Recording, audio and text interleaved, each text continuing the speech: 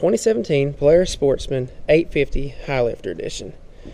And just a walk around review. It has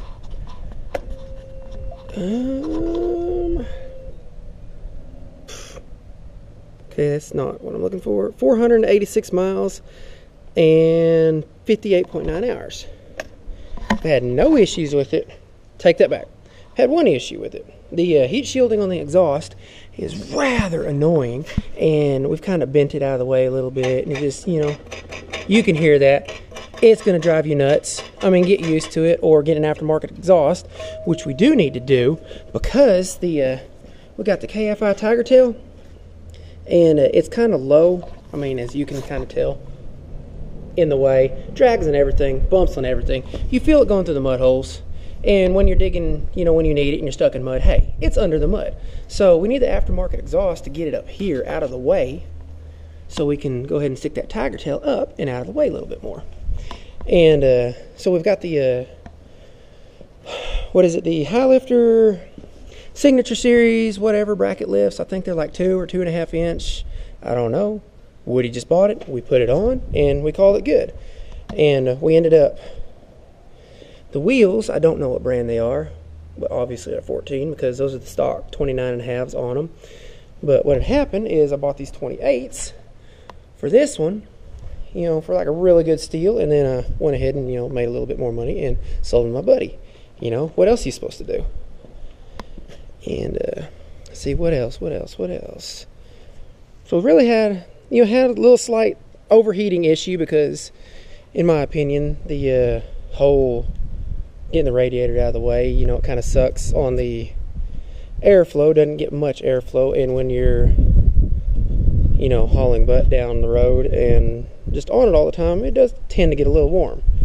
So, but we did go ahead and put the Highlifter 1000 bumper that we had to wait forever because it was on back order, and, you know, put that winch, and that's just a Harbor Freight special Badland winch, and then a 20-inch LED Amazon special. You know, it works. I mean, it hadn't failed us yet, and it's a lot cheaper. So yeah, and you can tell somebody really needs to wash this sucker. And this one, you know, this is the 2015 Polaris Sportsman 570 SP, and hadn't done a lot to it. You've got the rack extension, which I really like because, you know, before, like, you open it up and you didn't have a lot of weight, so it just kind of, you know, kind of fall and be annoying and all that, you know, toe straps, because, you know, somebody is always thinking they can do a little more than they can and get stuck a lot. Don't know what you're talking about. But and that is courtesy of my buddy. I have not put a winch in it yet, but what he did is he bought the winch mount for that, and then I kind of talked him into buying him the bumpers, so that way, you know, I get something free out of the deal. Don't tell him that. But so yeah, I'm still waiting for a winch. You know, maybe one day. Probably go get a Harbor Freight special or something. I don't know. And we got the 28-inch Outlaw 2s. They're 9.5 on the front, 11 on the rear, because I'm a fan of the skinny wides. I do not like the skinnies that is like on the 850 all the way around. But you know, stock 570 SP wheels. Do need wheel spacers. They are just a little bit close. You know, I plan on getting wheel spacers because I paid the extra money for the nicer wheels, so I'll go ahead and just run spacers. You know, we got a little bit of room there. And no lift whatsoever. Only time it ever rubs is in here, like when we're riding 2 people, because I have the preload set pretty low.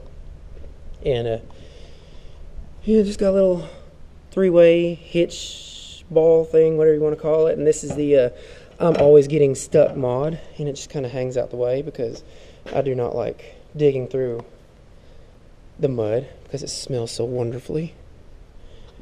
And I think that's really all that this one has done.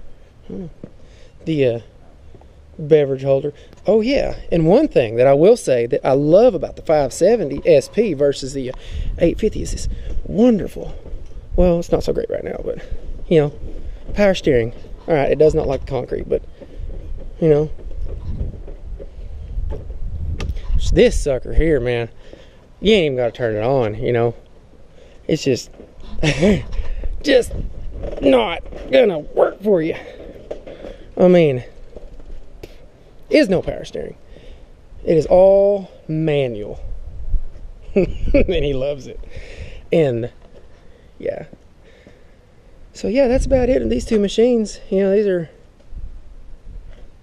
oh yeah. This one has 777 miles and 85.2 hours, it looks like. Don't know if that's about all. The battery's low. Whatever. It'll be alright. But yeah.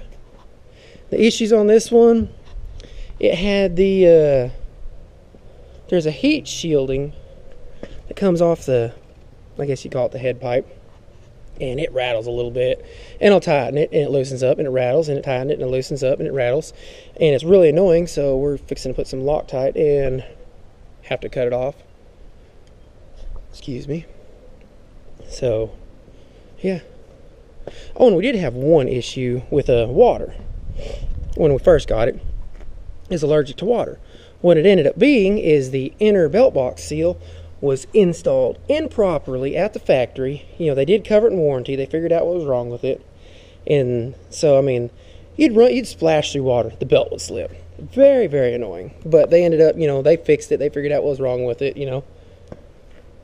So that wasn't such a big deal. It was really annoying. But on another thing, I did disconnect the just rear sway bar link, you know, just little kind of halfway disconnect.